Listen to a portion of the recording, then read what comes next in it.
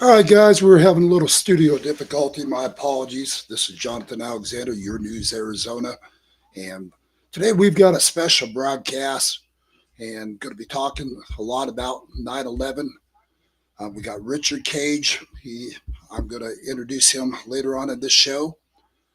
And just to give you a little information on who Richard Gage is, he is an AIA member of the American Institute of Architects and founder and former CEO of Architects and Engineers for 9/11 Truth.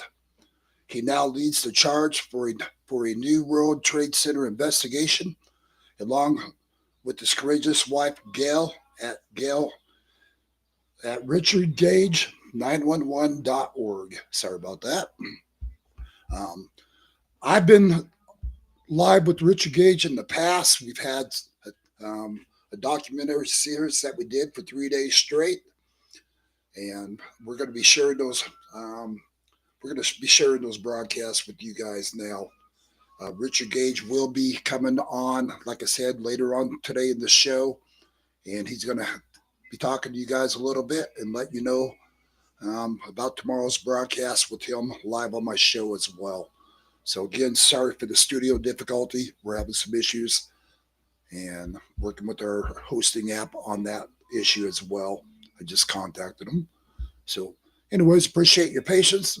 I want to get right to this broadcast for you guys.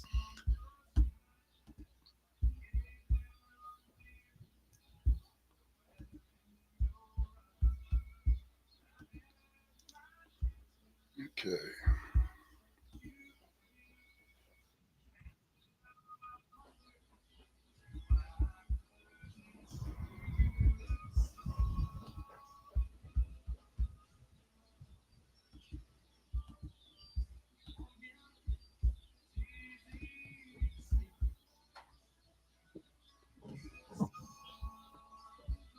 Well, good evening. Thank you for joining Live Border News. And I'm your host, Jonathan Alexander. And I've got a special guest with me tonight, Richard Gage. And we are going to be discussing about the 9/11 and getting it out there to all of America, the truth of what really occurred. And I'll be right live with you guys here in a second, and we'll be going from there.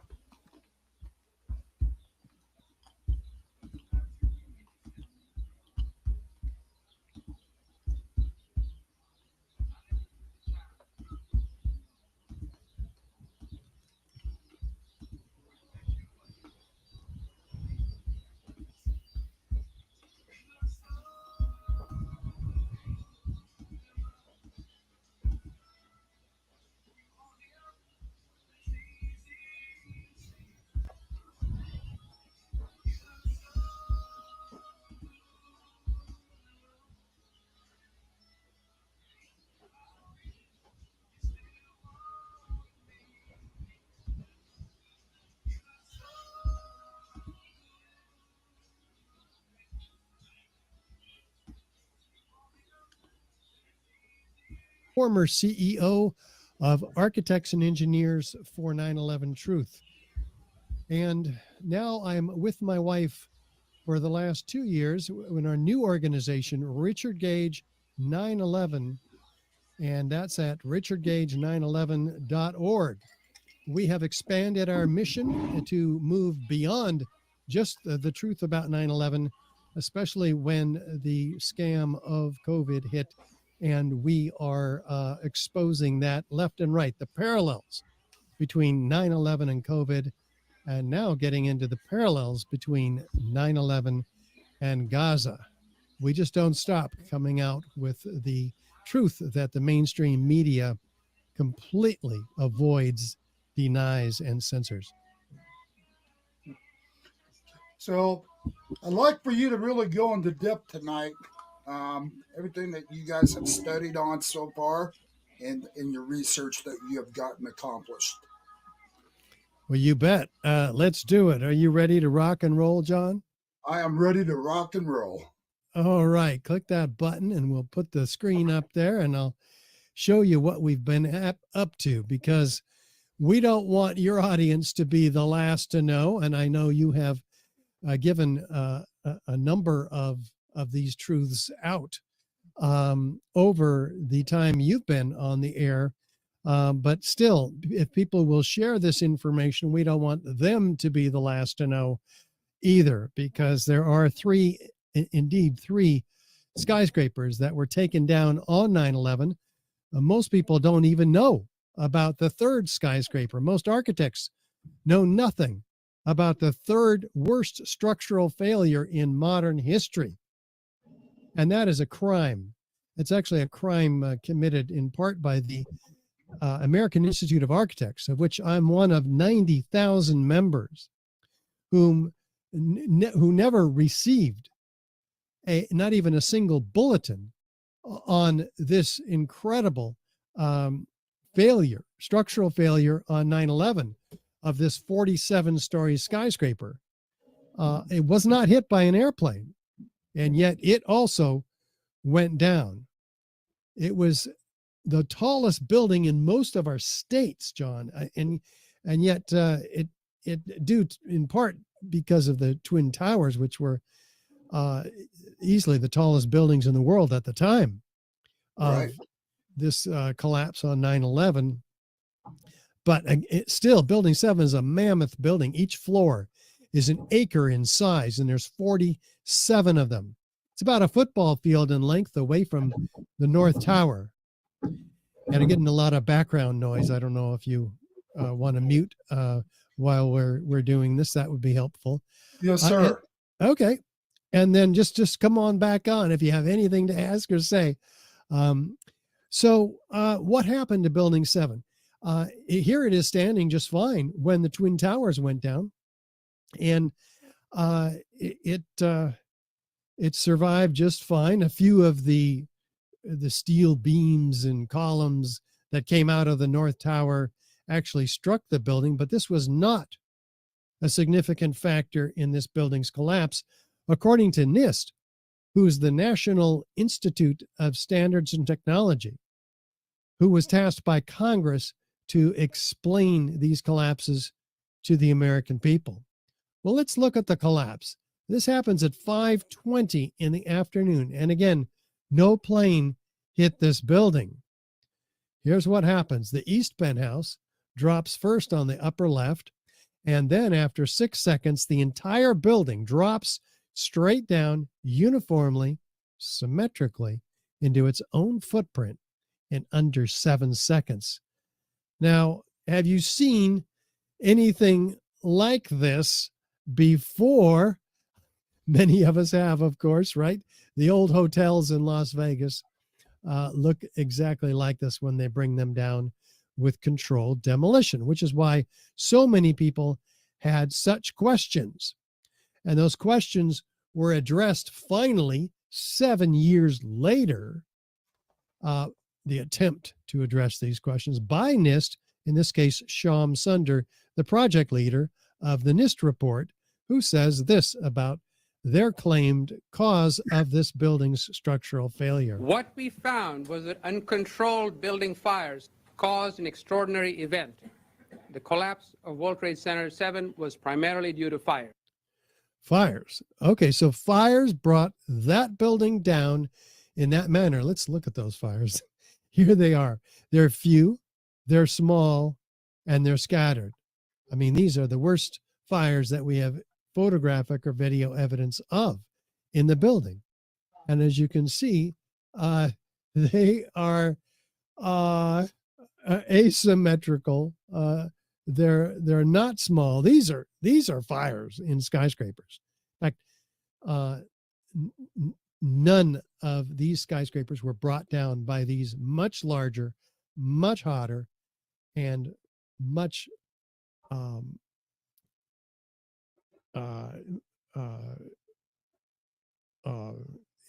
much hotter fires in these buildings. So, and we have much greater fires in these types of buildings. Steel frame, fire protected skyscrapers have never come down before or since 9/11 with fully engulfed. And just so you know, you're not on mute, John, in case you thought you were. There's just minor background is all. So what what we want to do is see, okay, if this looks like a controlled demolition, a duck, does it quack like a duck? Does it act like a duck? Well, what are the features of controlled demolition typically? We have a sudden onset of destruction usually at the base of the structure. We have a straight down symmetrical collapse into the building's footprint. How do we do that? All the columns have to be removed at once, essentially. That's how a building can go down symmetrically. They typically have free fall acceleration as fast as a bowling ball falling out of the sky if they do their job right. And through the path of what? The greatest resistance, the thousands of tons of columns in the building that were holding the building up for its life. Feature number 5, we have a total dismemberment of the structural steel frame. That's ready for loading and shipment, right? We have limited damage to adjacent structures. That's one of the goals of controlled demolition. We have patterned explosions, which are heard, and flashes of light are seen by witnesses. We have these features. Certainly, we're not talking about fire, right? The concrete floors are broken up. You don't want to have people going into these buildings after they bring them down and then jackhammer the floors. Very dangerous work. We have isolated explosive ejections called squibs in the controlled demolition industry. And so that's what the explosives do. Sometimes they're mistimed or maybe not. There's chemical evidence of explosive devices then left behind in the aftermath.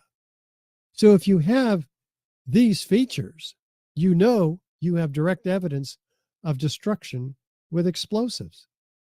Guess what? Fire does not create any one of these features, let alone all of them. So if we have all of them, or we have any of them, we know we have controlled demolition. So fires, by the way, cause structures to collapse asymmetrically with gradual deformations following the path of least resistance. So with additional circumstantial corroborative evidence and testimony like government documentation, foreknowledge, people know when there's a controlled demolition, so there's foreknowledge, advanced knowledge. Experts agree that that's a controlled demolition, at least those experts without financial or political obligations that might sway their objective opinion in the matter as to whether a building collapse was a controlled demolition or not. With video documentation, this can be proof of controlled demolition. Now, we're going to apply that body of proof to Building 7 and see if it has any of these features. Let's begin with feature number 1. Is there a sudden onset of destruction? Well, let's look at Building 7's collapse. Again, the east penthouse falls in an isolated event 6 seconds earlier than the entire building, which drops at that point. So yes, it's sudden. It's standing still, and all of a sudden, it's in uniform downward motion from this point right here. Okay, so we're learning something. Yeah, you can definitely tell, Richard. Oh, That yeah? looks more like a demolition. I mean, that is definitely controlled. Okay, well, I'll give you some more opportunities to confirm or deny that initial assessment, because it certainly is my assessment. But we want to ask this question of our viewers also. Do we have a straight down symmetrical collapse into the building's footprint? Let's listen to Dan Rather with his initial assessment. What you're seeing are high shots. Now, here we're going to show you a videotape of the collapse itself. Describe that. Now we go to videotape, the collapse of this building.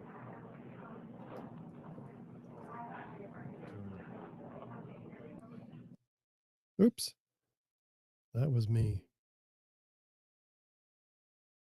And what you're seeing are high shots.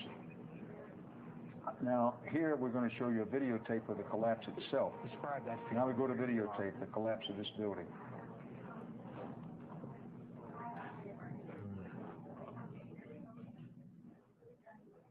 It's amazing. Amazing, incredible, pick your word. For the third time today, it's reminiscent of those pictures we've all seen too much on television before, when a building was deliberately destroyed by well-placed dynamite to knock it down. Whoa. What, Dan? Deliberately destroyed by well-placed dynamite to knock it down? So he's using his intuition here, right? Just like you did, John, when you saw this. We all should be, and some of us were. But unfortunately, we didn't see this building on video, with one or two exceptions on 9/11, and maybe one exception where it was shown on TV later. So interesting. And Dan has never repeated this assessment at any time in his.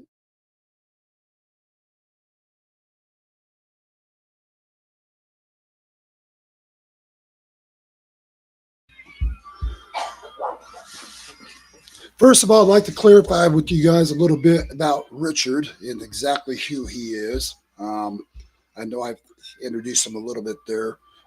Mr. Gage became interested in researching the destruction of the World Trade Center high-rise after hearing the startling conclusions of a reluctant 9/11 researcher, David Ray Griffin, on the radio in 2006, which launched his own unified quest for the truth about 9/11. The organization he founded, AE 9/11 Truth, now numbers more than 3,600 architects and engineers, demanding a new investigation into the explosive destruction of all three World Trade Center high-rise buildings on 9/11.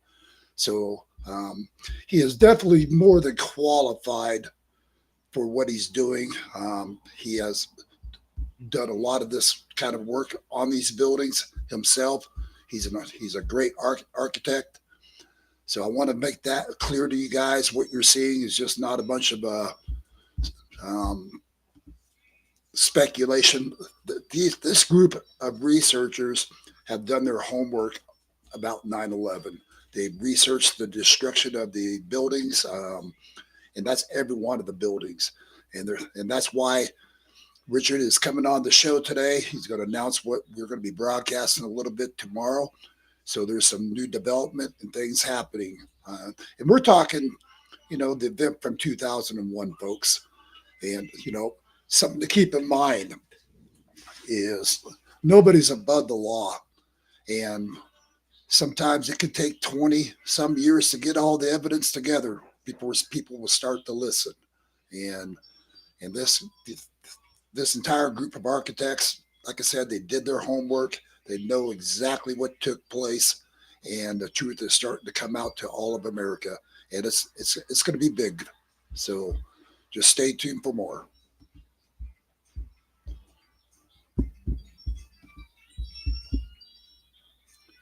Okay.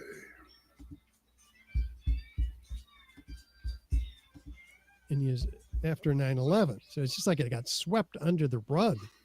Feature number 3. How do they do that? How do we bring a building down symmetrically? We have to remove all 24 core columns within an instant of each other, a fraction of a second, followed about a second later by the perimeter columns.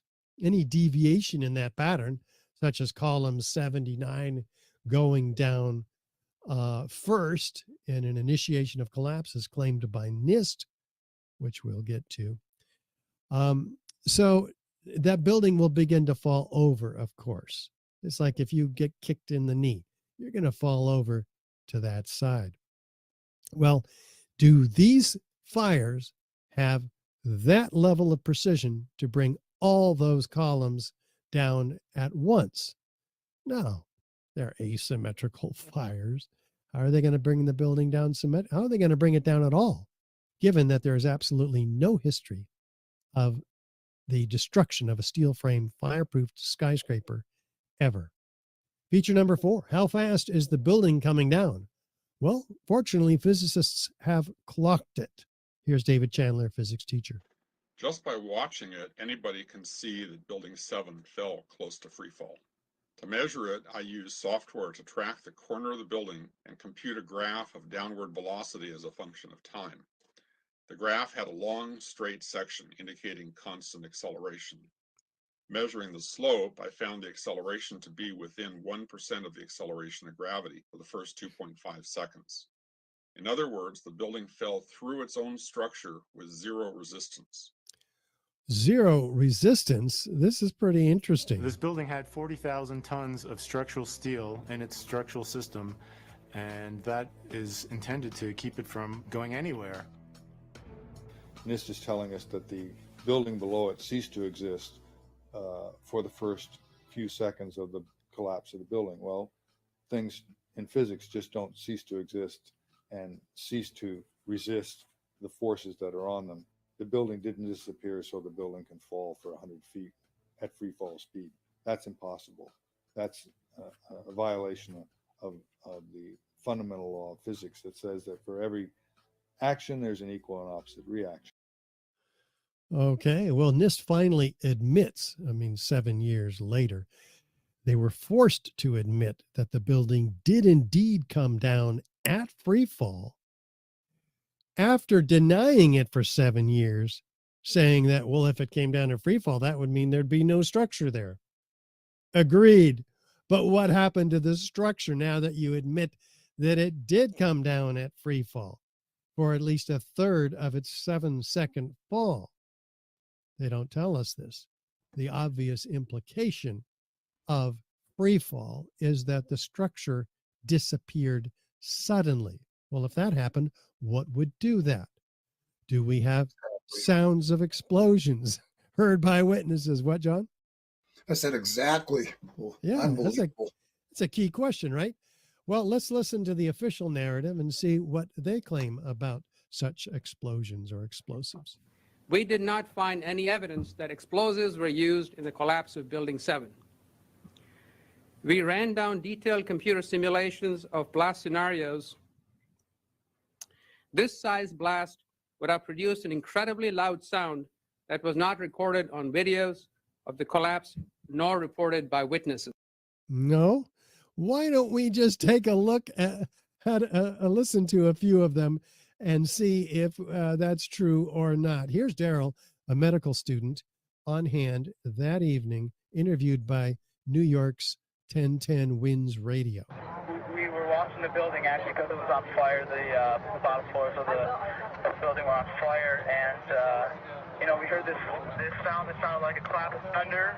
Turned around, we were shocked to see that the building was it looked like there was a shock wave ripping through the building, and the windows all busted out, and it was horrifying. And then about a second later, the bottom floor caves out, and the building followed after that, and we saw the building crash down all the way to the ground. We were in shock, and then the worst part. Okay, the building crashed all the way to the ground, a shockwave ripping through the building, a sound of a clap of thunder, the windows busting out, and then the building coming down. How about Daryl, Kevin McPadden, of Air Force medic, on hand near Building 7. And then it was like another 2-3 seconds. You heard explosions, like boom. It's like a distinct sound. It's not like when in compression, like boom, boom, boom, boom, boom, like floors that were dropping and collapsing. This was boom, and like you felt a rumble in the ground, like almost like you wanted to grab onto something. That, to me, I knew that was an explosion. There was no doubt in my mind. Okay, that's helpful testimony. How about this gentleman? I'm going to call in Bill Rosati. He was here when it all happened. He saw it for himself. Bill, if you can just tell us what you saw, what you heard. I was standing like 2 blocks away, and all of a sudden I just seen a big flash, and then I seen the building coming down, and I just seen people just running everywhere, chaotic like. So a big flash now, as well as the sounds of explosions. How about this gentleman, Barry Jennings, who, along with Mayor Giuliani's attorney, Michael Hess, were rushing into the building, being late for a meeting, an emergency meeting that was called because when the first plane hit the towers, the Office of Emergency Management was activated. But they were late and didn't realize that the whole building had been evacuated before they even got there. After both planes hit the towers, but well before the towers came down. This is their experience inside the building. When we got to the 8th floor, I started walking to one side of the building. That side of the building was gone. The first explosion I heard when I was on the stairwell landing, when we made it down to the 6th floor. Then we made it back to the 8th floor. I heard some more explosions. What sort of sound? Like a boom. Like an explosion. More than one? Yes. We started walking down the stairs. We made it to the 8th floor. Big explosion. Blew us back into the 8th floor. When we get outside, a police officer comes to me and says, you have to run. We have more information of bombs, so you have to run. Information of bombs? Bombs like this heard in the late morning of 9/11 in that vicinity? Yeah, here's one of the guys who can tell you I'm okay, all right? Here, hold on. You want to call your mother or something? So they're freaked out by a bomb near Building 7. How many of these witnesses of explosions do you imagine were included in the draft or final report by NIST about Building 7? 0. Not one of them were included, and NIST claims to have interviewed hundreds of witnesses and looked at as many videos. So something's going on here. It's like swept under the rug. Maybe it has something to do with the similarity to a controlled demolition, which we see on the right, compared to views of Building 7's destruction on the left. Is there any similarity? Is there enough similarity to warrant an investigation into the possible use of explosives, especially since it looks exactly like a controlled demolition, especially since fire, the official cause of this building's collapse, has never in history brought Yeah, down those a two look single those two look identical, Richard. Unbelievable. So we got to ask ourselves, what could be responsible for the identical looking collapses? Well, we start looking for clues with the National Fire Protection Agency Association, the guide 921 for the fire and explosion investigation, the guide that is used all over this country for investigating fires and explosions, which they say look for large volumes of gas and the large amount of heat released in chemical explosions, causing rapidly expanding plumes of hot gases, which we see racing away in every direction from Building 7's destruction at about 35 miles an hour. Cauliflower-shaped expanding plumes of hot gases, a whole lot of heat, a whole lot more heat than we see in these fires, which, by the way, were in all likelihood extinguished by the mechanical action of the collapsing building itself. So what is the cause of the heat? We're looking for something on the order of this to create that much heat. And guess what? We find it, starting with surface temperatures picked up by the NASA infrared sensitive cameras from their thermal imaging. Surface temperatures exceeding 1,340 degrees Fahrenheit, which is hotter than most office fires ever get to be. And that's on the surface, but guess what? There's no fire on the surface of this pile. So what are they measuring a week later, September 16th? They're measuring something much hotter, deeper down in the pile. A week later, that is cooling off as it rises to the surface of the pile. So we've got to get a clue as to what that might be. Let's do that by looking at the FEMA report that came out in May of 2002 called the Building Performance Assessment Team Report. In the appendix, they have a metallurgical examination of the steel from World Trade Center 7.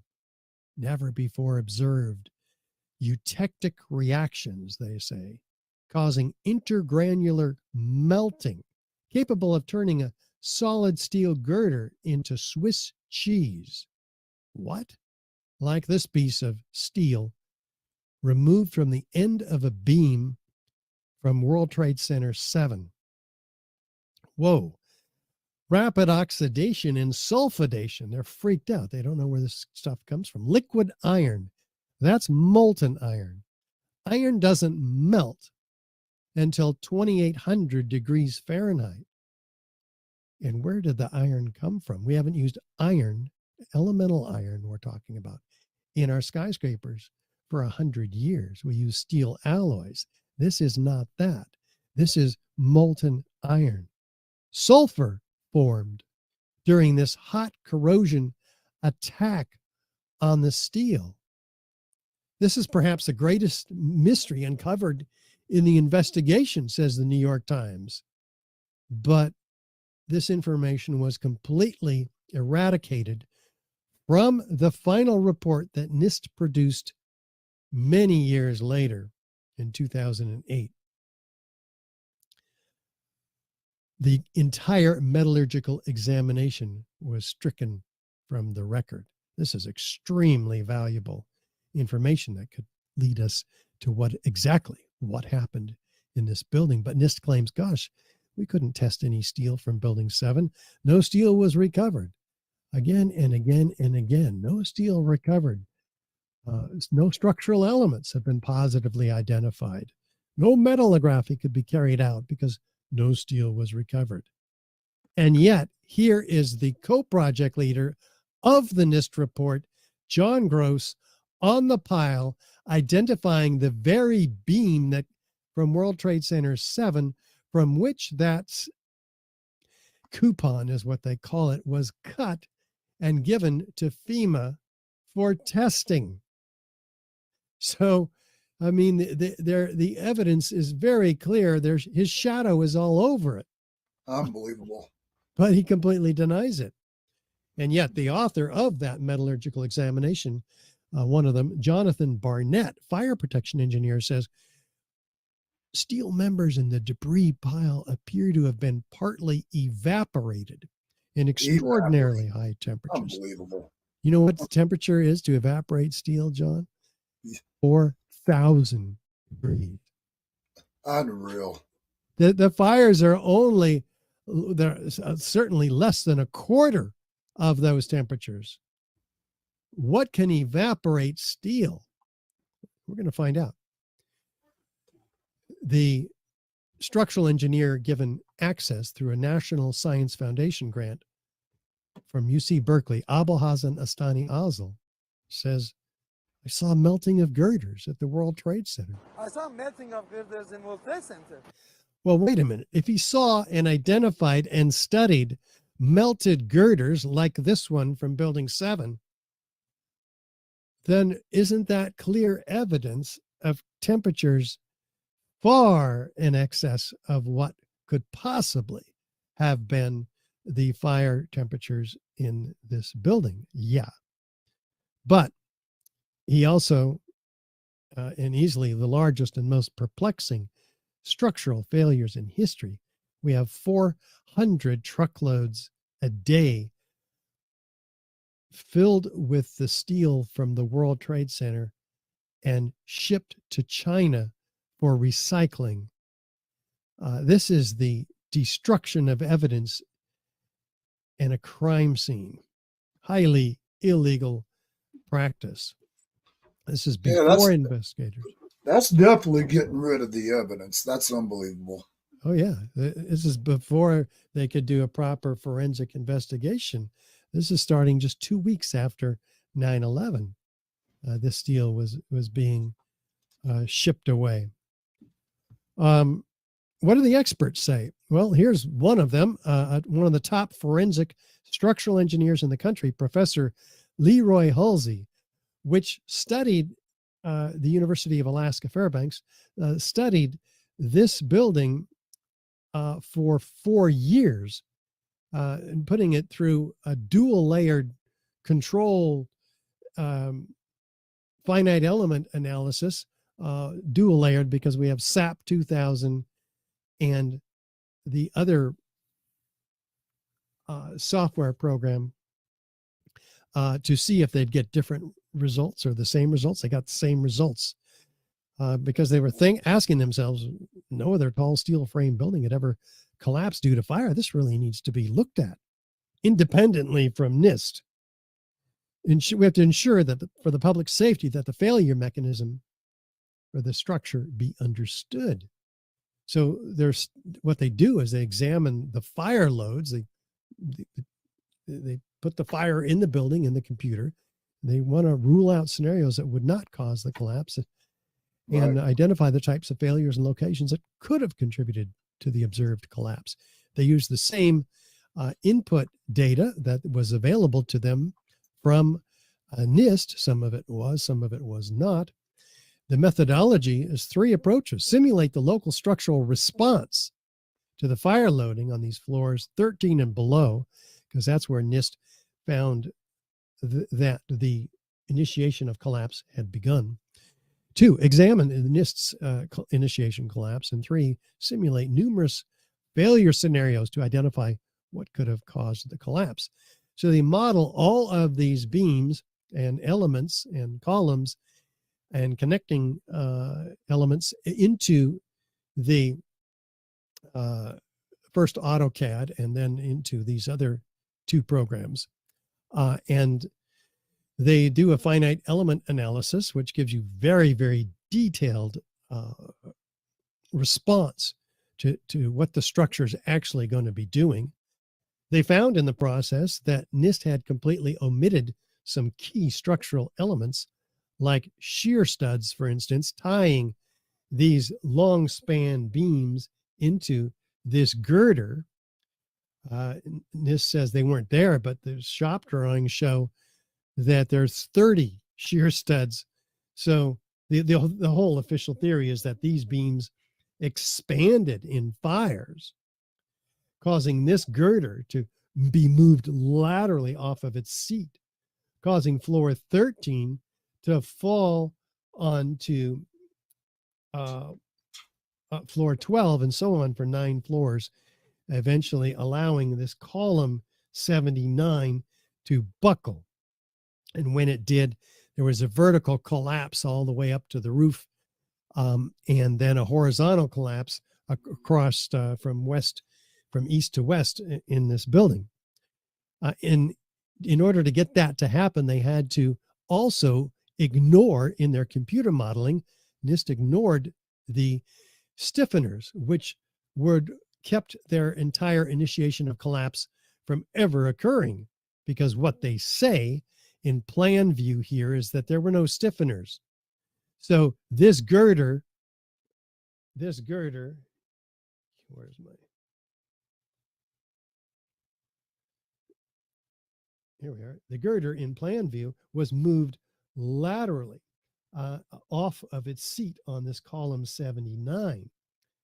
And they say it only had to move 6 inches laterally because these flanges folded. This is the flange in elevation view. Well, that never could have happened because this stiffener, which is welded to both the flange and the web of this I-beam, if you will, it would have kept it from folding. So indeed, the entire girder would have had to have moved all 12 inches off of its seat. And so NIST is caught again and again with their pants down. In addition, the 13th floor could never have fallen to and broken the 12th floor beneath it, because it would have required 632,000 pounds to do that. But it only had a 10th of that dynamic force to break those shear connections of the 3 girders below it. So that never could have happened. So we have again and again proof that NIST had manipulated their results and input data, because in this case, they said, well, what happened was the movement was from right to left, east to west. But indeed, that was only because they made the exterior wall infinitely stiff. And so that movement was forcing in their computer model to be moving in the wrong direction. So when you actually see and model the exterior wall as it is, it would have given this red part is movement from left to right, west to east, the opposite direction of what Right. NIST found. So Hey, the key Richard, just for the audience, real quick, how many of you guys are there working on this right now? Oh, there's all kinds of engineers working on this. The organization IMECI is currently active in producing yet another independent analysis of this building's failure, and they're corroborating these particular findings of Professor Leroy Halsey, which include that NIST overestimated the exterior wall rigidity, that the exterior walls were actually flexible, that movements were from west to east, that the girder movement at the seat was in the opposite direction, that NIST's shear connections were not broken, that the bolts fastening the girder to A2001 was not compromised, that columns 79, 80, and 81 did not fail, as NIST claimed. But if they did fail, the building would have tipped over, which is intuitive, right? If there's a column breaking at floors 12 and so forth nearby, the building would have tipped over.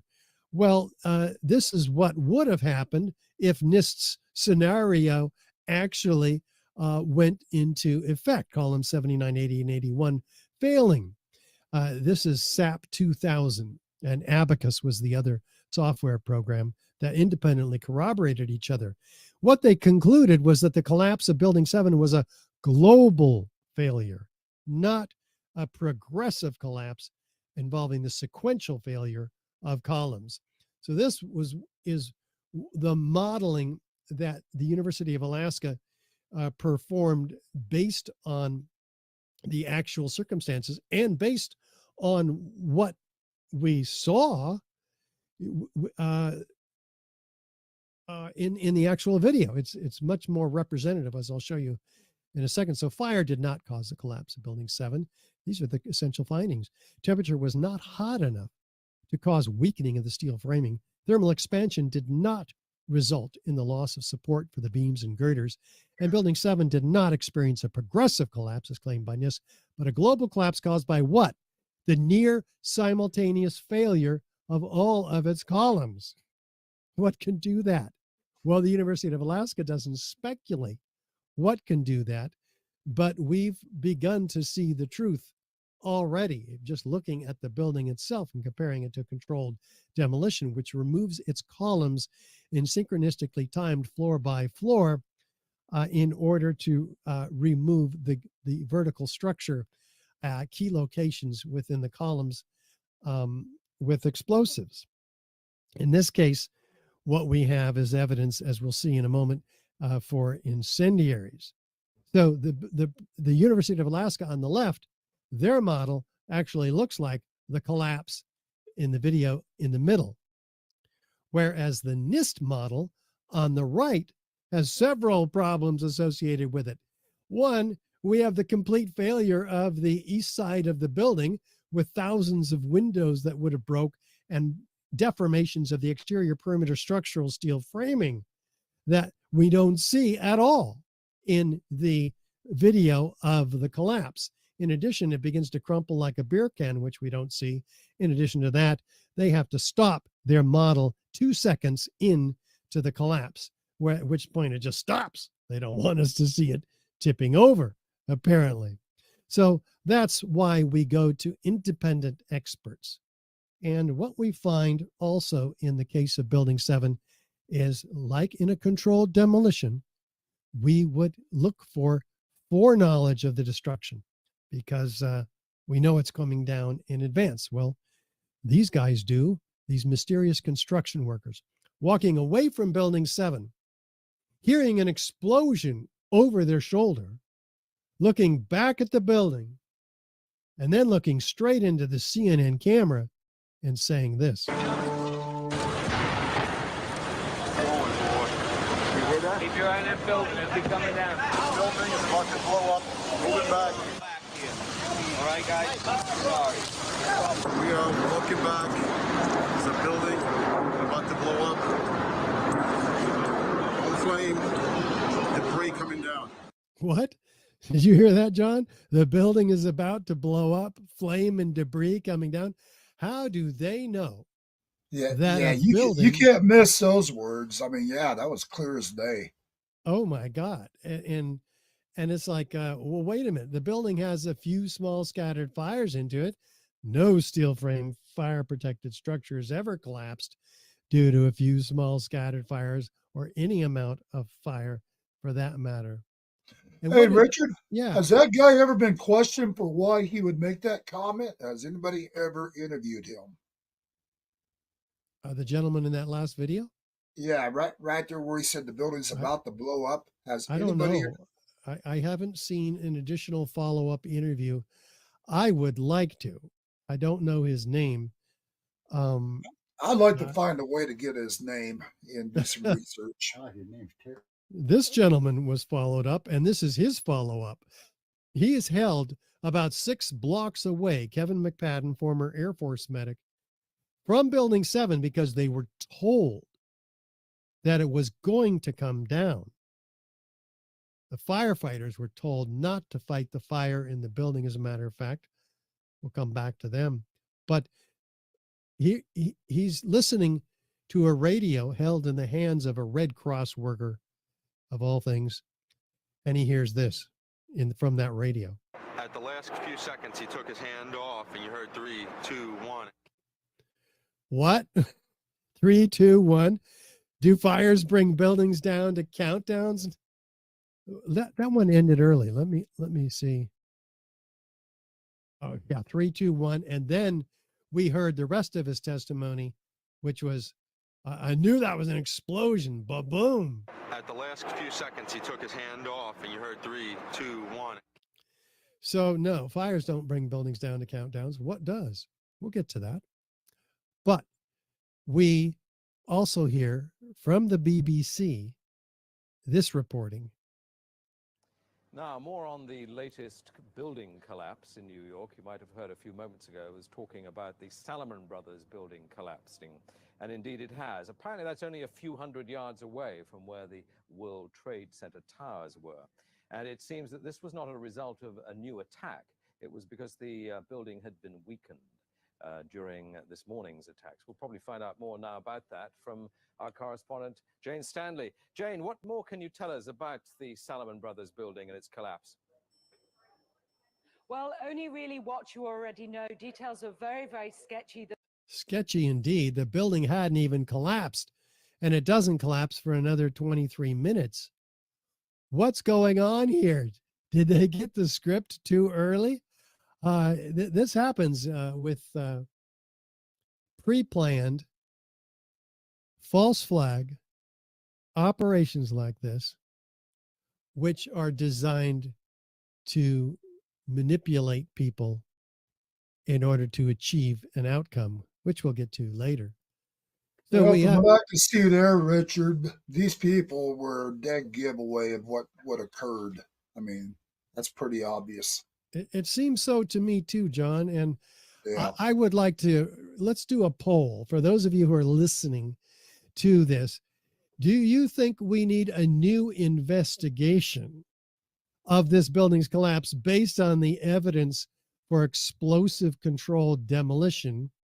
That's a key question. We want you to comment in the comments below and let John and me know what you think about this evidence. Is it solid? or is it just conspiracy theory? What have we got here? You tell us, because what we try to do is use the scientific method. Unlike NIST, we have a question: how did the tower come down? Is it the jet plane? Is it fire? No plane hit the building. Oh, this is interesting. In this case, it says the Twin Towers, but we're talking about Building 7 right now. Was it fire, or was it a controlled demolition?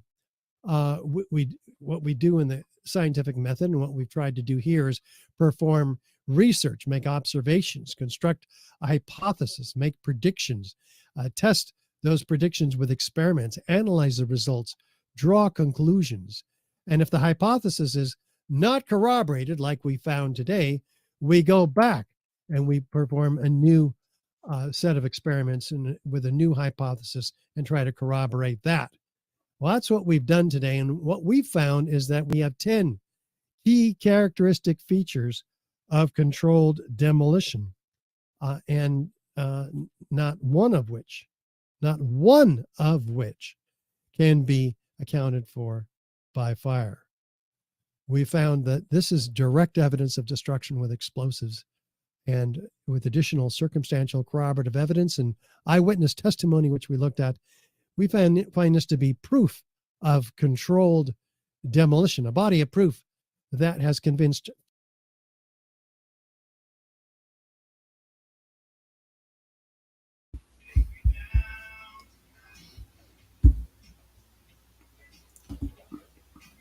So one of the things I'd like to ask is, what's your guys' thoughts on this? Do you think this was a controlled demolition, or do you think this is really caused by the airplanes hitting the World Trade Centers? We've got a lot of information that's going to be coming forth here soon. Richard Gage will be on the show here in about 20 minutes, and we'll be discussing tomorrow's show that he's going to be live on with me as well. There's some new things coming out, and this matter, once again, I'm going to repeat it, this matter is not going away. The government tried their best to sweep it under the rug, but we're just not allowing it. So it's important that you guys like, share this video, get it out there everywhere. We need to put a lot of pressure on the federal government, and I'll let Richard go into detail tomorrow on this matter. But there's just so much corruption that we have witnessed ourselves as Americans around this country that, it's time for this corruption to end. So anyways, just give me your thoughts on it, and you can put it in the live chat or whatever you want to do. I'd appreciate it, and we'll talk to you guys soon.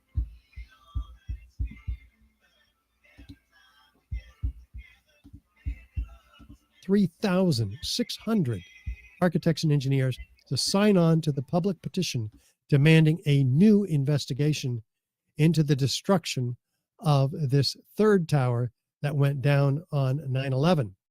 Many of which these experts will appear in our forthcoming film, 9/11 Crime Scene to Courtroom, an unprecedented film series taking this hard evidence of 9/11, these crimes, to court for all 3 World Trade Center skyscrapers, by the way. And you can help co-produce this film. We're in the editing now, which is a huge effort, and we need your help. So encourage you all to help us by visiting richardgage911.org and contributing and staying in tune with us with our email list also, which is, of course, free of charge. So that becomes the evidence of Building 7. In part 2 of this 3-part series, we're going to dive into the World Trade Center Twin Towers. So I can't wait to do that with you. We'll have that up within days, right, John? I'm looking forward to all this, Richard. I mean, we've got some comments here right now. Peter just got to saying we definitely need a new investigation. Okay. And that says, and that also says, yes, we do. Plus, the families need the truth. Can't agree more than that. And then Annette also commented here saying, I feel this was all done to get into war. And you know what? Nanette kind of made a good point there, and I'm going to just express my opinions on this. If you remember back then, our country was totally against another war. The second this occurred, how many people jumped right on board and said, let's go attack them? That's right. That's So, right. And not only Afghanistan, but soon after that, Iraq as well, over false evidence like weapons of mass destruction, which were never found, ties to Osama bin Laden from Saddam Hussein, which were obviously to everybody inconceivable, given that they're mortal enemies. Absolutely. And let's see, let me just read a couple other comments here. Wow, this is explosive, no pun, demolition of a building, not planes crashing into the building. Explosions are evidence of sabotage. Who is the building? So Thomas is asking, then what's the building? I guess. I'm not quite understanding. He might be saying what's in the building. The building had some interesting tenants. Half of it was financial services, Solomon Smith Barney. But for instance, the worst fires were on the 12th and 13th floors occupied by the Securities and Exchange Commission, which lost thousands of files related to very high-profile cases from Wall Street companies like Enron and WorldCom, which were about to topple eventually the government by the time that rabbit hole got penetrated. I'm glad you said all that, because I was going to actually bring that up. So yeah, it can't be overlooked. We also have the CIA, the IRS, the Department of Defense. This was one of the most secure buildings outside the Pentagon. And so who's going to be getting in to plant these incendiaries? Well, certainly not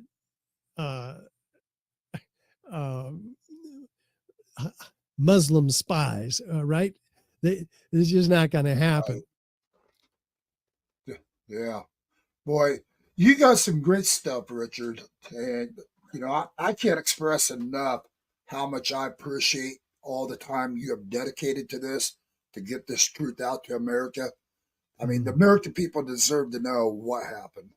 Yeah, thank you, John. I completely agree. That's why I've been at this for 18 years, nonstop, starting with architects and engineers for 9/11 Truth, and then expanding into Richard Gage 9/11. Gail and I have been all over the country, and next week we're going to be speaking. Well, we hope to be speaking. We're going to be having a booth and connecting with you and Kim Yater, which is going to be an extraordinary event at the AmFest. And I encourage you to follow us there, everybody, John and myself, and hundreds of other patriots, 10,000 all together and under one roof to watch all kinds of American patriotic leaders like, there's Glenn Beck, Tucker Carlson, Mike Lindell. Who are the rest, John? So you got Tucker Carlson. You mentioned him, right? Yeah. I'm sorry, I'm having a little sound difficulty. Yeah. Oh, sorry. I know Donald Trump Jr. is going to be there. There's rumors that Donald Trump is going to be appearing as well. I hadn't heard that one. Yeah, we've got several other big speakers. We're going to have a booth at the media place, and so we're going to grab Donald Trump. So if you want to see Richard Gage and John Alexander interview Donald Trump, stay tuned next week. Yeah, that'll be a great interview. December 16, December 16, 17, 18, and 19 is when all this is going down. You can learn more at amfest.com and on John's website. What's that, John? Yeah. So we got Tom. Livebordernews.com. Livebordernews.com. We've got Thomas Gibson asking a question. He says, is there anyone who financially benefited from this action? And I think you kind of already, yeah. Well, I didn't even start to go down that rabbit hole. This is important. And the best information you can get on this easily in 1 hour is the incredible documentary that James Corbett produced at corbettreport.com. And he wrote and made a film called 9/11 Trillions. Follow the money. It's extraordinary. He documents the bond heist that was going on, the gold heist. This is well beyond the billions and billions that flowed into the arms industry, the oil industry, the banking industry, and the insurance industry, and the media industry, the mainstream media, as a result of 9/11. Of course, not to mention the regional hegemony that was achieved in the Middle East, Afghanistan and Iraq, particularly following our invasion of those countries, and turning around those economies, taking over the heroin production in Afghanistan, which was 90% of the world's supply, which increased astronomically after we invaded and kicked the Taliban out, taking over the oil in Iraq on behalf of the British Petroleum in that case. So yeah, a lot of money being made there, John. Well, I can think of billions of dollars probably worth of reasons why they destroyed those buildings. Oh yeah. I mean, I hate to talk like that, but there was so much at stake by them doing this, getting it done. And, everything I have seen, you can definitely tell this was controlled. I mean, there's not a doubt in my mind. Yeah. And we haven't even gotten to the Twin Towers yet. We'll do that in a few days. Yes. So we're going to be doing this for a couple of days here. We're going to be sharing tomorrow's event as well with you guys. And Richard's going to go a lot more in depth. So if you'd like to explain everything that you're going to be able to share, Richard, I'd appreciate it.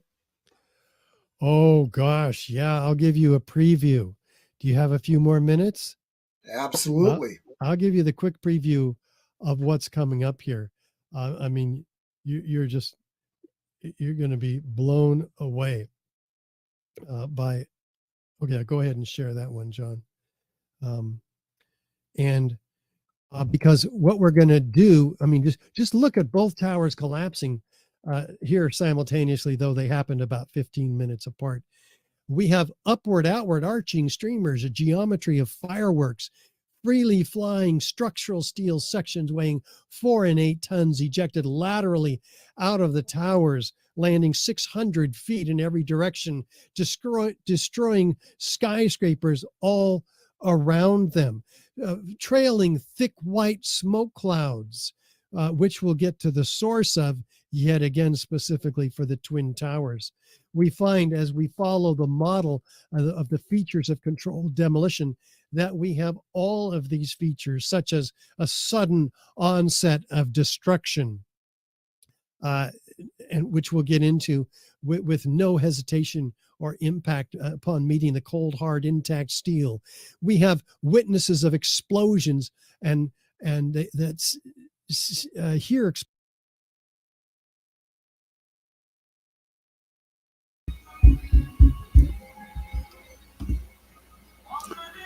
All right, guys, I've got Richard Gage here with me in the studio, and I'm going to bring him on live, and he's going to talk about a little bit about our episode we're going to do tomorrow with him live. These are pre-recorded that we did that I'm sharing out to the American people, and we're going to be doing a live broadcast tomorrow. It's going to be an hour show starting at 4:30 p.m. Pacific time. So you guys can join in with us tomorrow. And I'm going to bring to the stage Richard. Well, greetings, John. How are you? Good. How you doing, Richard? It's good. It's really good. How you doing? Good. It's good to have you on our show again. Thanks. Nice to be here. So I'm gonna let me get out of this screen here on the other screen sharing. See if I can manage this. Get us up there. You can do it, John. I believe I can. There we go. So today I had some network difficulty in the studio. When you do the countdown right before starting your broadcast, it's supposed to automatically switch over, and it didn't do it. I contacted my hosting app on the matter.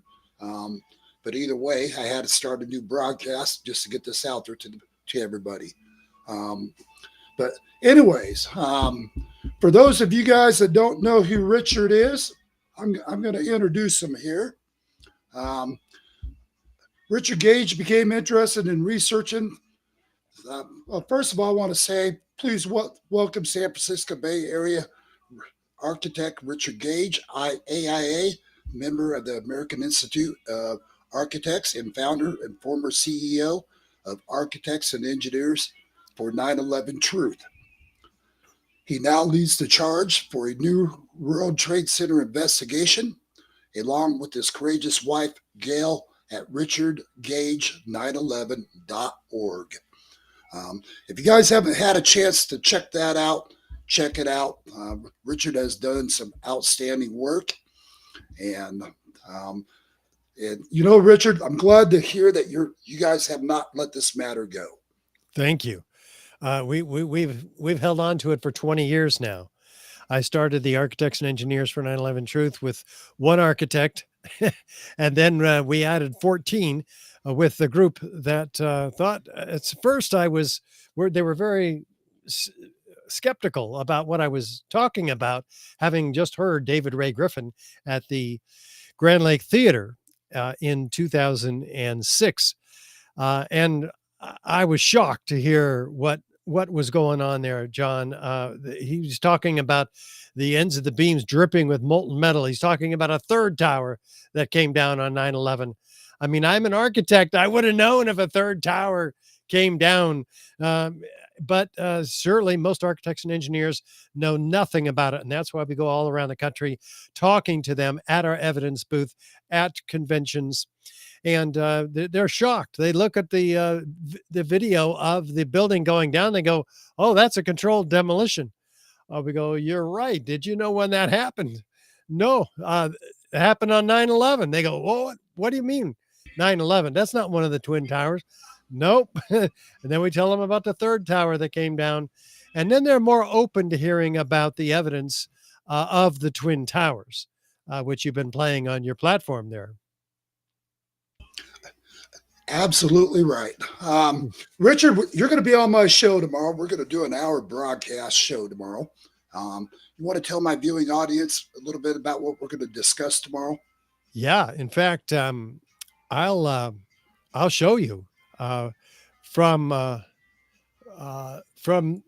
the slide here. I'll just grab it real quick. And we have had the most incredible thing in the 9/11 Truth movement, and that is the 3-day conference at the in Washington, D.C. This conference here, if you want to bring it up real quick, it's called Turning the Tide. We had 36 speakers over 3 days. We had an entire day on the Pentagon, what did or didn't hit it, with 4 experts and researchers who have their own theories about what happened there.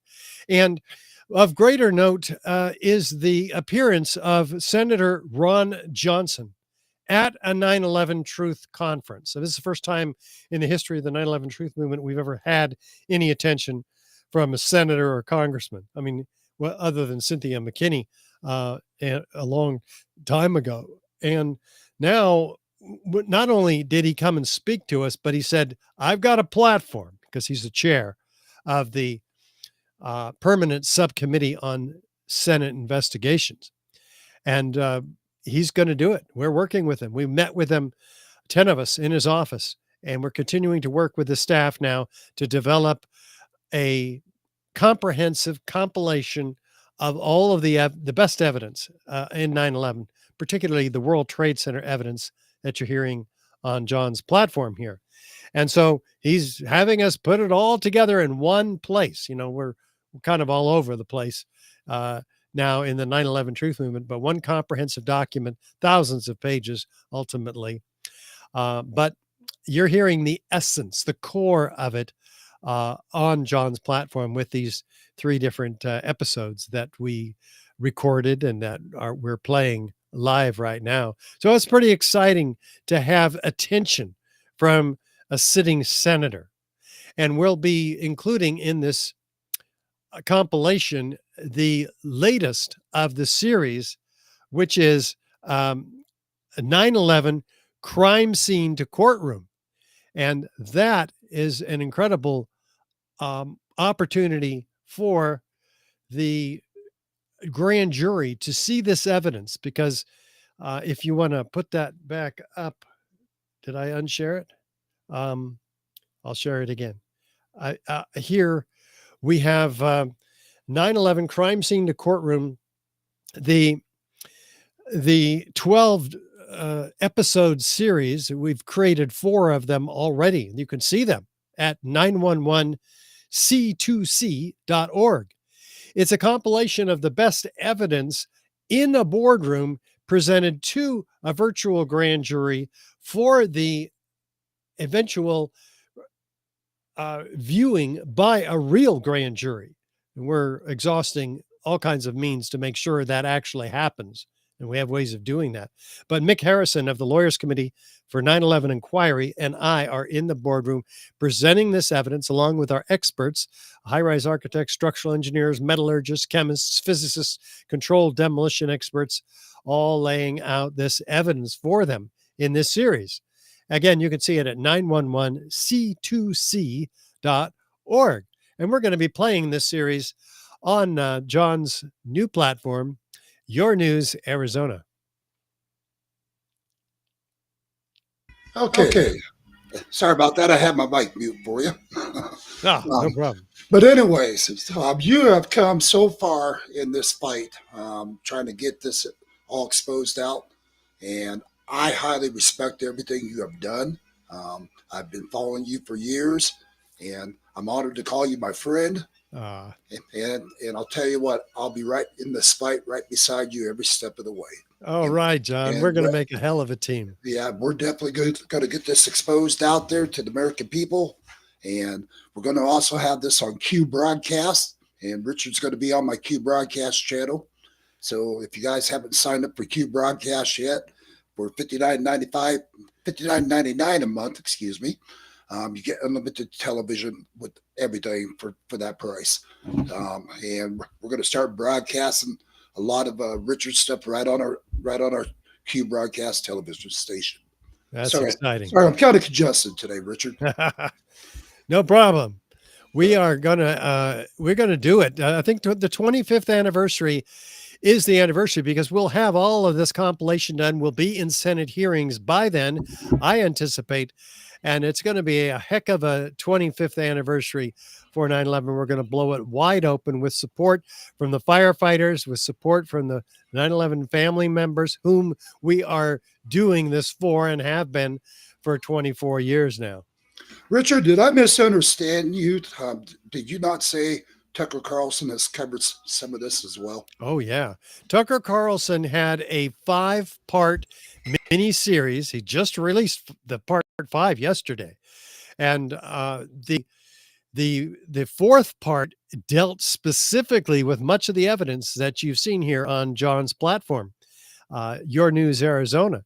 And this 4th part goes deep into, well, it at least touches on the active thermitic materials in the World Trade Center dust peer-reviewed paper that came out in 2009 by Niels Harrit, Stephen Jones, and their team of 8 international scientists, which found red-gray chips of nanothermite. They thought they were paint at first, but in differential scanning calorimeter, they ignite, producing a lot more energy, proving that they're aluminothermic materials, active thermitic materials. It's not paint. Paint doesn't have these exotic properties, and they emit molten iron microspheres as a result. The reason they do is because iron oxide is a key component of the red-gray chips of nanothermite and thermite.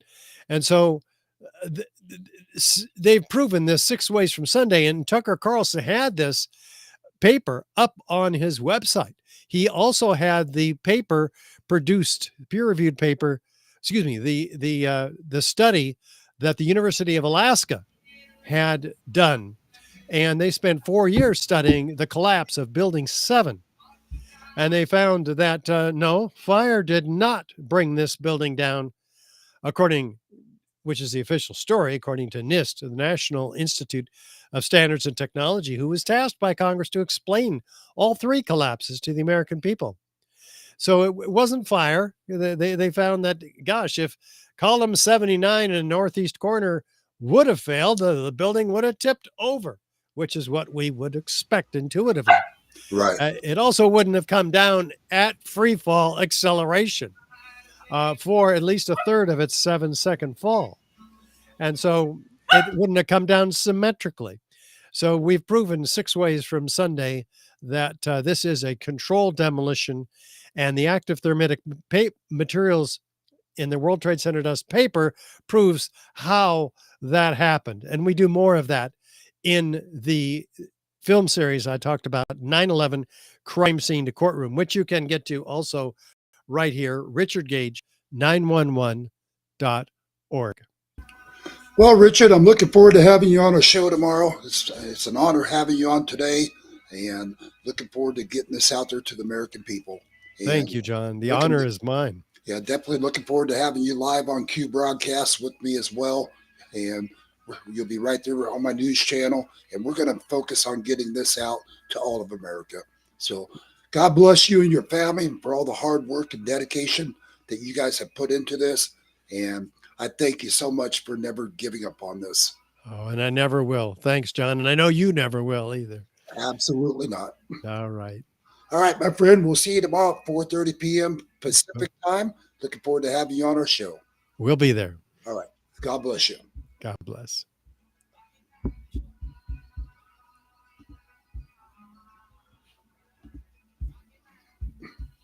All right, guys, that was Richard Gage. And we will be live tomorrow at 4:30 p.m. Pacific time. He's going to be getting out there to the American people what the next steps are in this investigation on 9/11. And let's see if we can't get some action within our Congress and our Senate.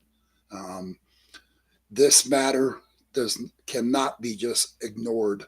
There's just too much factual evidence that he has exposed, him and his team, as well as other people that's involved now. And there's, this government needs to be held accountable for wrongdoings. And a lot of people say, people like me, Richard Gage, are nothing but conspiracists. And you know what? If us trying to get the truth out to America makes us a conspiracist, then so be it. Because, the evidence speaks for itself. It's right there before the American people to see. And again, you guys can go to Richard Gage's websites, check it out, and just see a lot of what he's already exposed out there as well. I highly recommend it. And just stay tuned for more. We're going to be keeping this up and getting this broadcasted out to the American people. Also, tomorrow, I'm going to be doing edition number 2 of our interview. We're going to broadcast that. And there's 3 episodes total that we did. And so I'll broadcast episode 2 tomorrow and episode 3 on Tuesday. So we'll get that out there to you guys as well. And just stay tuned. And God bless all you guys out there. Thanks for joining into Your News Arizona. I'm Jonathan Alexander reporting live today. Thank you.